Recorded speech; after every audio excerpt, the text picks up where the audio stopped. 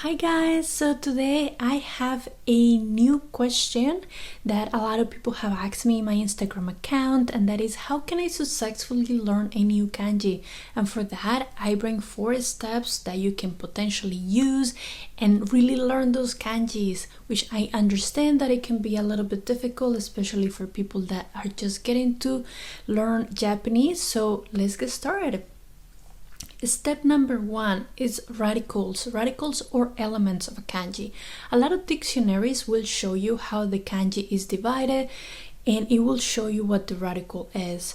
By having that breakdown with the radical and the elements that the kanji is composed of, it's just so much easier for your brain to get that new concept. So for example, we have the kanji for yasumu, which is to rest. And this kanji is composed of person, and you have the tree, and by looking, okay, a person and a tree, kind of resting, that person resting and laying against the tree, it will help your brain remember how that kanji is composed of.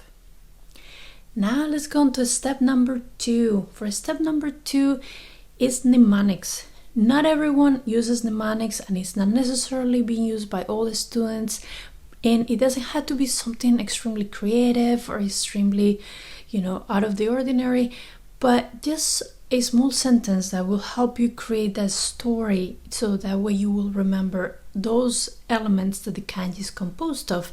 Just like the example that I just gave for the person resting against the tree, you will remember, okay, this is to rest, person plus tree. Let's go now to step number 3. For step number 3, it is practice. Yes, please write it down. Not just once, not just twice, but a couple times. It will be so helpful for you, especially if you practice the proper stroke order.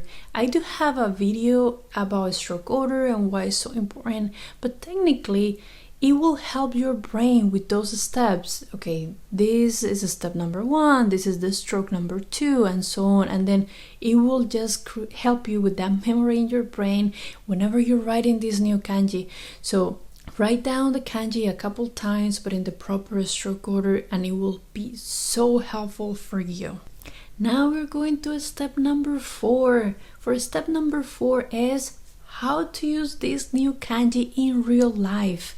Do not learn kanjis isolated. Some people tend to just write it and think that they will remember it, but the reality is that it's so important to kind of finalize that loop and see how they're used, right? Because at the end of the day, you're learning a new language to actually put it in practice and talk to native speakers or be able to read manga or anime and so on.